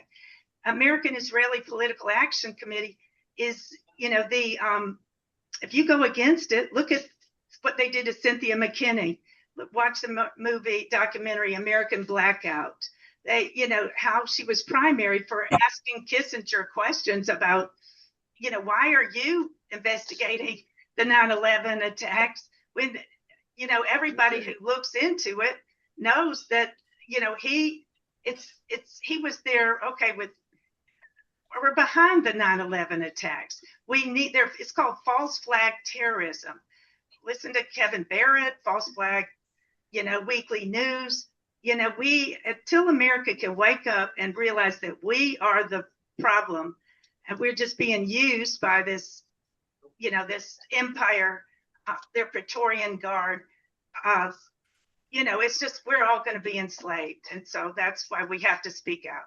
Okay. Okay, very nicely done, Ellen. Before I go to online rebuttals, I'm going to let, go ahead there, sir. Dan Weinberg. That's my name. Don't worry. Dan, I'm sorry, Dan. That's okay. Tim. I should have known. Jerry. What's your name? Tom? Tim. Okay, so our speaker today, Ed, Ed said that he has an urban farm in Des Moines, walkable to the downtown area of Des Moines. So that proves that smart people can have urban farms and grow their food and rabbits and chickens and eat their chickens in their backyard, just like Abe Lincoln did, probably. They don't talk much about Abe Lincoln's urban farm, but he probably had a farm. So there you are. Okay. All right, Ernie, we're gonna let you go next. Ernie, you're up. Yeah, can you hear me? Yes, we can. If you want to show your video, please do. Well, I'm not sure that I can. I'm using my phone for the first time to be on College of Complexes because my computer's on the fritz. And so I'm learning how to use this, and I may make some mistakes. But in any case, I just very briefly, I wanted to get on to point out a minor issue, but I have a couple of other comments on the other rebuttals. And that is that Mike Simmons is not a state rep, he's a state senator. And I do know that he's running up there, and I like him, but I think Dan Biss has some good points, but I think he's a little too friendly. He'll probably be taking money from AIPAC. He's a little bit too friendly with some of the Israeli causes as opposed to other side. But we'll see. I don't know. I haven't heard him speak on that much. And I don't vote up there anyway, but I'm interested because I did live up there and know the area a little bit. I particularly wanted to compliment Tim on his talk. I don't know if you wrote that yourself or if you got it from somewhere else. I would probably listen to it again. Please try and get that one up where we can get at it, Tim, because for that alone, that's very good. And by the way, I was able to get some things. This is not of interest to everybody. I was able to get some things up, but I still have a few questions for you regarding the recordings, and we'll talk in the next couple of days. And the other thing, Ellen, I don't always agree with Ellen, but I think she has a lot of good points. I think the United States, in many cases, is the bad guy. We like to think we're the good guy, but in many cases, we're the bad guy. In some cases, we're not. I think she's more dovish than I am, but I'm hawkish. I think sometimes we're not hawkish enough where we should be. We should be supporting people who are of our way of thinking rather than the elite's way of thinking. I think that about covers what I wanted to talk about. Thank you very much. All right, Jake, you're up next, and then we'll go back to our speakers in the room. So, Jake, you're up. Jake, you're up. Unmute. You got your rebuttal. Yeah. Jake. Okay. Go ahead, Jake. Yeah, I just wanted to say I'm no longer in the 9th district, though. I'm interested in what's going on there. If I lived in the 9th district, I'd probably be voting for either Daniel Biss or Laura Fine. I think those are the first. Kat, what's her name? I don't know how to pronounce her last name. I don't think she's qualified because I don't think she's experienced enough. That's my feeling. But no, as far as the election as a whole, the major thing that I'm looking at this election and the next election 2 years from now is just protecting our democracy. When we have ICE agents who are shooting and killing American citizens for simply protesting, and you have, I don't know if you saw on the news the other day, Donald Trump going down to Georgia and stealing election information over the objections of the county clerks, and now he wants to federalize the election system. There are a lot of Republicans who are calling him on that. It's unconstitutional by the Constitution. Presidential, all elections are run by the states and not by the federal government.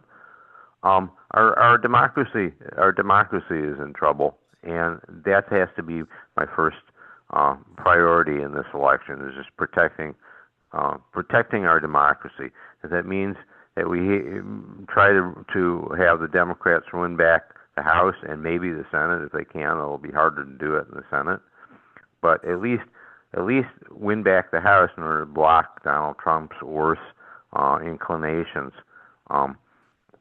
He actually went before a group of Republicans a couple of weeks ago and said, we got to win this one, otherwise I could be in, if the Democrats win back the House and win midterm elections, I could be impeached. So he's going to pull out all the stops to try to do what's going on to try to prevent that. In fact, they said he went down to Georgia supposedly under the auspices of revisiting what happened in the 2020 campaign. That's bullshit. What he's trying to do is steal the voter registration records in Fulton County. Fulton County is an area around Atlanta, and and try to force as many people off the voter registration rolls as possible and attempt to win Georgia. Georgia is a blue-red state. It's a purple state, so he's trying to make it all red.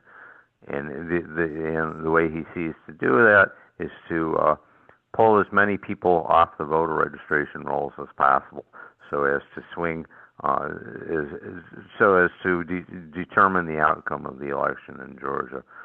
That's all that's about, is voter suppression.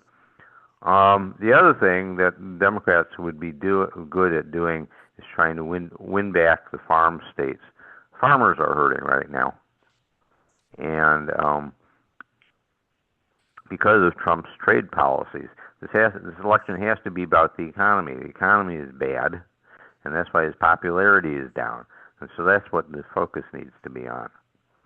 At any rate, as far as one more item, as far as Israel is concerned, that conflict has been going on for 75 years. I think it'll likely be going on for another 75 years, regardless of what we do. And I don't think whether we continue to fund Israel. Netanyahu himself has said that if we stop funding Israel, they'll just do it alone. And I heard the same thing from an Israeli peace activist years ago. I don't remember his name. It was about 30 years ago. He was an Israeli peace activist, and he said the same thing, that if we stop giving money to Israel, and they want to continue to do what they're doing, they just do it on their own, and they find another way of financing if they have to. So he doesn't get into that, and neither do I. I think that's a separate issue. The real issue is what's going on there and what kind of role we can play in bringing an end to the conflict, if there is an end. At any rate, that's all I have to say. Okay, who's next? Okay, Ellen, you're up.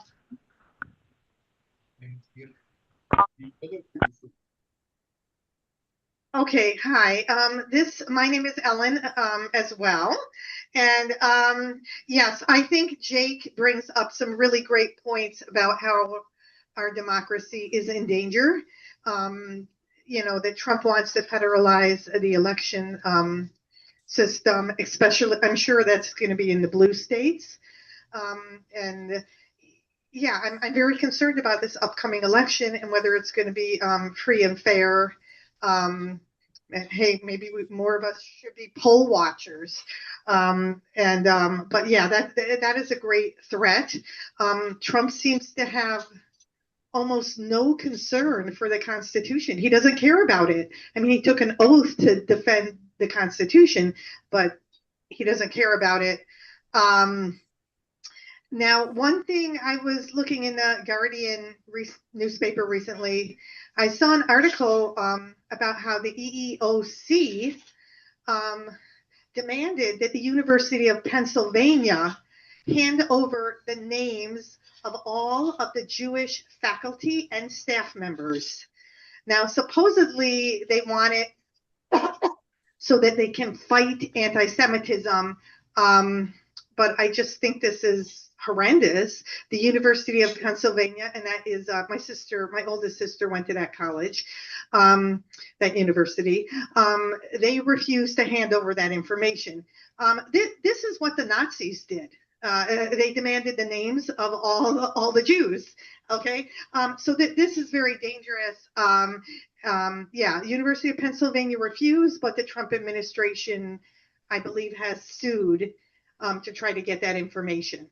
So, I mean, all around, Trump is very dangerous. And I agree with Jake. We really need to elect Democrats in order to be a counterbalance to him. So some other things that the media isn't talking about that much right now is, with a quote, big, beautiful bill, that a lot of people have dubbed the big, ugly bill, the appropriations bill passed in the fall. I believe that for SNAP benefits, that used to be called food stamps, people are going to be limited to about 3 months in 3 years unless they meet the work requirement. So a lot of people are going to be kicked off. I mean, it also used to be, it has been that once you turn 50 years old, you're exempt from that work requirement, but now he's raising that to it's being raised to 65, the administration and Congress and Trump and everything. So, I mean, that's going to be, people could go hungry with that. Not everybody's going to be able to. Now, that's not for everybody. If you have minor children, if you're elderly, if you're disabled, that's not going to affect you. But it's going to affect a lot of everyday poor people who don't have minor dependents. Also, it disturbs me how much money Trump is spending for ICE. Money he's given to Argentina recently. Is that correct, Mike? 40 billion he gave to Argentina. I mean, this money could have been spent to help the people on the health insurance marketplace have those higher level of subsidies so that people can actually afford to be on the health insurance marketplace. When they gave these subsidies, the enrollment doubled. And so, a lot of people are going to lose health insurance because of that, because they don't have the money to afford the marketplace insurance. There is a subsidy, but it's not big enough for a lot of people to get high quality health insurance. And I think we can all agree that whether you're extremely rich or extremely poor or anywhere in between, everybody has the right to high quality health insurance. I mean, to high quality medical care, which in our country you usually get through health insurance. Also, with that quote, that big ugly bill, there is now, starting in 2027, there's going to be a work requirement for Medicaid for a lot of people. And there has never been a work requirement before for Medicaid. So basically they're eviscerating Obamacare, the Affordable Care Act. Some people don't even realize that Obamacare and the Affordable Care Act are the same thing. Some people in red states say, oh, I'm for them getting rid of Obamacare, but I want to keep the Affordable Health Care Act. So there's a lot of there still is confusion, and it's really sad because people are going to die without that medical support. Now, another issue which is important to me, and the speaker alluded to it. Spo actually did talk about it, and that is a potential existential threat from artificial intelligence. Now, right now, the threat from artificial intelligence is kind of minor. I mean, there is some significant things with chatbots influencing vulnerable populations, resulting in, some teenagers committing suicide. I mean, very serious things. But there could, but for the most part, the effects, there have been a lot of there have been beneficial effects, and it can be very useful, AI. But the people who are really concerned about it being an existential threat I think they're not concerned about the way it is now or even the next iteration, but further down the line, especially if we get to artificial general intelligence. There was a guy at the College of Complexes recently said that somebody wrote a book saying, oh, we can't ever get, mathematically, we can't ever get to artificial general intelligence or super intelligent AI, it's also being called. But a lot of people in the AI field believe that we can get to artificial general intelligence. And the concern is that the way that we are teaching and training the AI is leading to unintended negative consequences that will result in an unpredictable system that we don't really understand. There are concerns that even right now, with hypothetical models, AI is choosing self-preservation over saving the life of a person. So, like, if you give with some models, if you ask AI, would you rather somebody pull the plug on you, or you kill a human being? They would choose to kill the human being. Okay, so right now we're entering, potentially, if AI gets better and better, we're entering a realm where we might not be able to control AI, and it might be extremely dangerous. And there was a letter sent by a bunch of people, including top-level AI people, saying, that AI could pose the same level of risk as like nuclear war and climate change and other, so I'll give you the name of two organizations I've run across. One is the International Association for Safe and Ethical AI. I think it's worth taking a look at their stuff. Some of their stuff is more oriented for more technical people. Also, there's another organization I ran across called Pause AI. So that's another organization. I think that's a little bit more oriented for lay people, but you don't have to give any money to join Pause AI. You don't have to commit to any volunteer time. But they talk about it. I think it's worth everybody looking into the matter, researching about it, learning about it, to see, if it continues getting better and better and better and better, is it going to be safe? Is it not going to be safe? Is it an existential risk? That's something I believe that we have to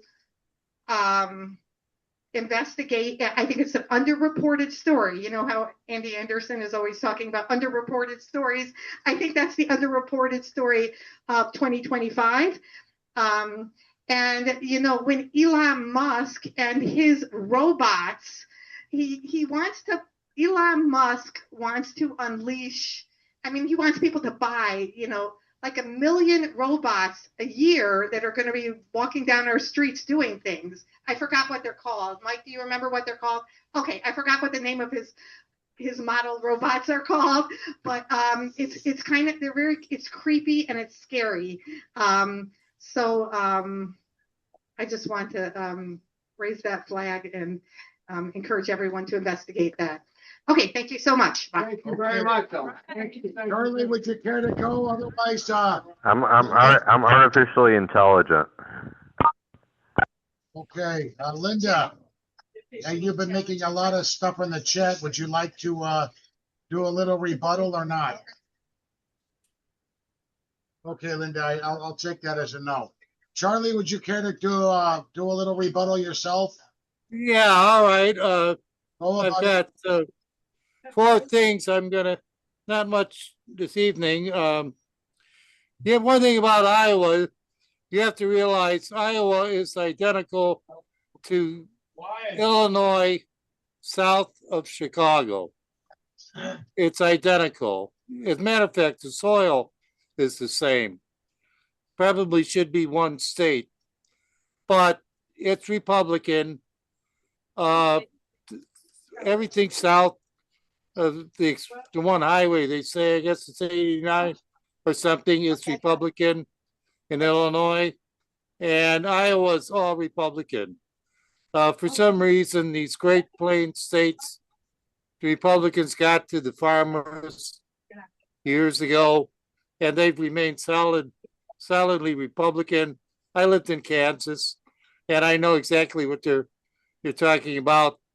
Uh, Democrats are in minority, uh, uh, except for the cities, you know. So yeah, Iowa. This guy is in the midst of the opposition. You know, it's tough to operate like that. He said he was never in the majority. Now the problem with Trump, and if anybody's been looking at, Trump is in trouble in all kinds of different ways, and he's going down in the polls, and people are having voter remorse, reluctant that they voted for him a second time, because this first year has been, if anything, disastrous for him. Everything he's come up with, and now he's got this Epstein situation, which he's trying to avoid at any cost. But he's in real trouble, and he's almost certain, he knows he's going to lose the midterm elections. And what happens? He said it himself the other day. He said, if we lose the midterms, Republicans lose, he will be impeached. So what is he going to do? He's going to suppress that vote and come up with every kind of voter irregularity imaginable, and some things we can't even think of yet. But yes, it is an attempt. This is January 6th, all over again. He's going to claim this thing, if you lose an election, therefore the election was, so the only way you could lose an election was that if it's fraudulent. And I don't know if that argument's going to stand with the voters. But that's where we're at. It's a very precarious time. And yes, some of the people have outlined he's trying to federalize the election, which is unconstitutional. The states, he even claimed that the states were agents of the federal government when it came to elections. Now, the government can make stipulations, but it's in the Constitution, as a matter of fact, that the states are independent entities. Another thing the guy mentioned was gardening. Yeah, if you've got land and the inclination, gardening is an enormously time-consuming activity. So if you want to have a new hobby and you want to, I assure you, you will spend hours and hours and hours growing food. And you do get a lot of food. And there's some satisfaction to it. But I assure you, talk about a labor-intensive activity, gardening is the number one top of the list. It's not something simple undertaking. And there's simply no way that people are going to be engaged in that many hours. There's simply impossibility. I don't know why they keep advocating this, but yeah, if you want to have a little garden, grow a few things, that's probably okay. But any full-scale gardening is you better dedicate a lot of time to it. Now, regarding AI, it's a topic you gave us a nice overview there, Ellen. I don't know why we have to be afraid of a search engine. I'm a librarian, which are kind of like human search engines of information. I don't know if people are afraid of me, but before you had the internet, you had librarians who would give you you'd ask them a question and we'd give you the answer. Take a minute or two, you know. I don't know if it's something to be feared. A highly effective thing. Someone answer question. Now, what I do fear about AI is that we're going to have AI generated rebuttals and remarks, which is all right if you know something about what you're talking about. Now, I heard an AI generated rebuttal some time ago at the college, and they referenced Plato. And the individual, however, I doubt very much had ever read Plato or the Republic, but yet he was quoting him. Now, I don't think that's intellectually genuine. You know, if you're going to quote literary figures or someone like that, I think you should be familiar with that individual's literature. That's what I mean. I'm not totally against it. It's a good way of putting your thoughts together. I always do it with a pen and paper. Maybe I don't need A and I because I wrote down the 4 things I was going to talk about. It only took me a minute. But if you need AI, that's it. But we'll only talk about things that you can answer questions about. Otherwise, you're just reading to us. And I don't think that's the intention of the college.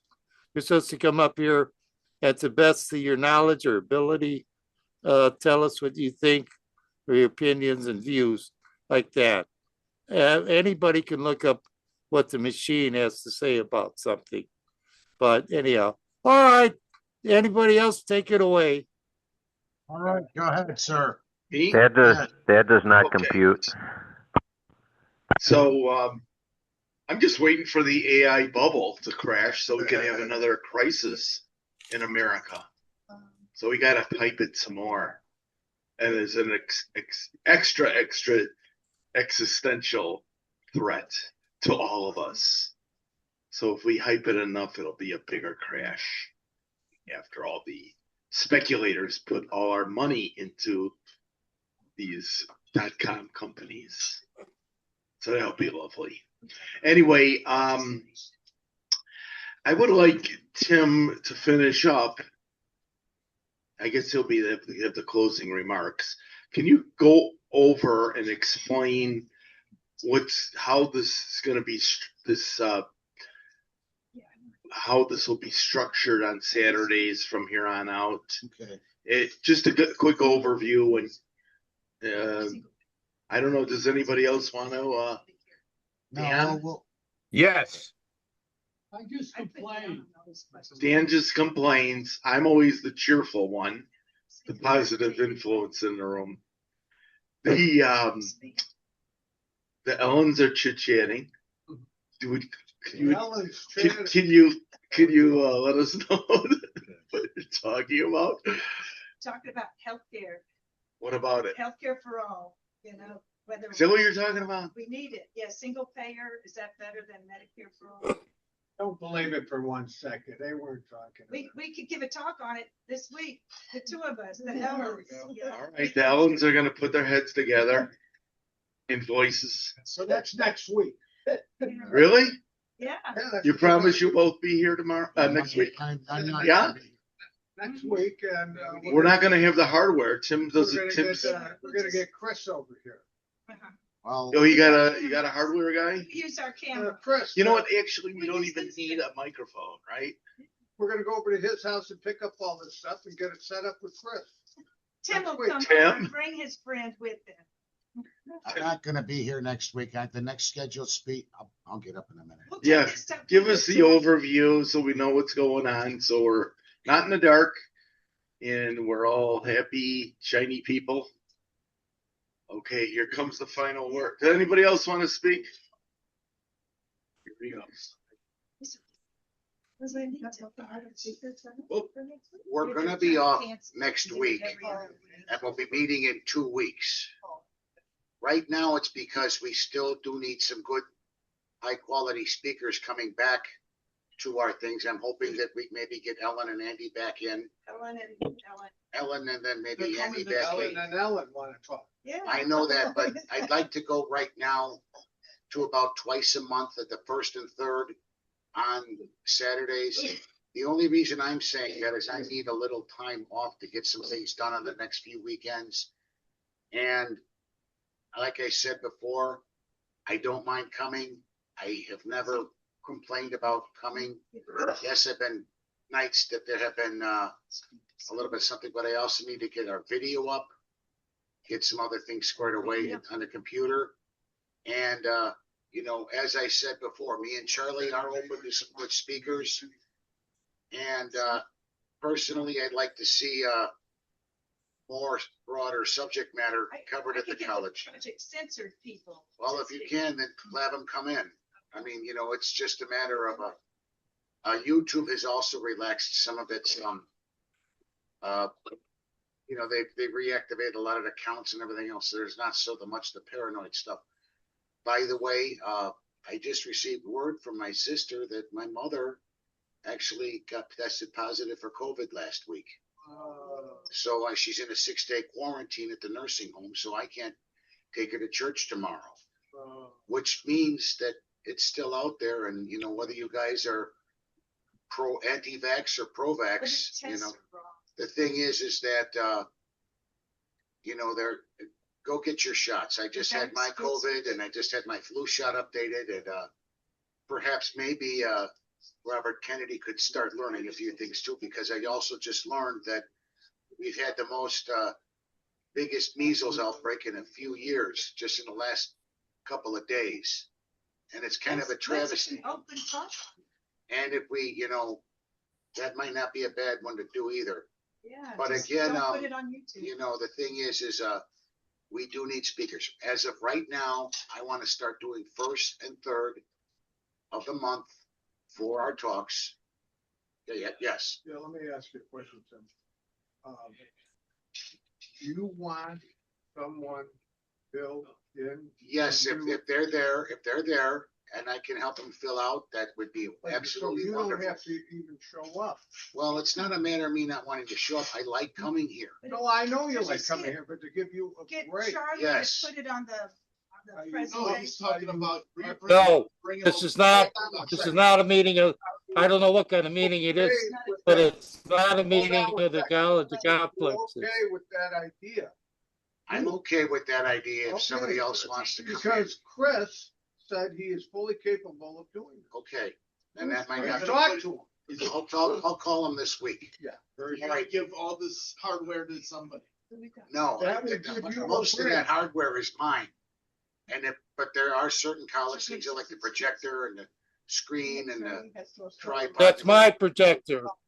That's my projector. We can just hold We up know a that, photo. Charlie. Yeah, who It's- said, so you gotta ask me to use it. I've got a backup. I've got another projector. Yeah, well, don't use mine and don't use my microphone. Like I said, we're here. We've got a benefactor, Charlie, that's gonna buy new equipment. All right. Anyway, with that, gentlemen. All right, buy your own. It's Don't Charlie use the name college complexes. You'll get sued. I'll sue your ass. Use the name college. All right, complex. anyway, Let's take that to the Supreme Court. Anyway, Tim, you have to notify the restaurant. I've already talked to him about it today, that we're coming in 2 weeks. And I've already talked to him and let him know what's He going gets on. ended. That's- Now, with that, gentlemen, No. One more question, Tim. go ahead. Is Charlie gonna approve of, we got all these people gonna look for speakers. Is Charlie approving of every speaker? That I don't know, but Let us- Yeah, I've been, I'm not gonna go don't with you read the emails? Say yes or no. Yeah. we've read the emails. Gotta be that. And not one person has suggested a speaker. Now you're gonna have Ellen and Andy. Because he beat Joe, us. Does that's you veto bullshit. power? Okay, Well, see, they are right put about Ellen one on the thing, thing. Charlie. Ellen and Andy show. That's wrong, Charlie. We have people that signed up to provide speakers. We just have to do some follow-up. No one has furnished me a speaker. Furnish me, I gotta approve of the speakers. Ellen in for 2 weeks. What's wrong with Not anyone. Wait, are you talking about you? Anyway, with that, I'm going to close out the college tonight. Everybody, again, everybody else, just remember what it says in Proverbs. A fool is not interested in understanding, but only in the revealing of his own mind. And we've seen a lot of minds revealed tonight. With that, All right. So good night, everybody. College is adjourned. All right. Now for the after college comment. Yeah. Let me get the recording off. Good job out here. That Charlie is, since it's his organization, All right. he got a final word for the college. For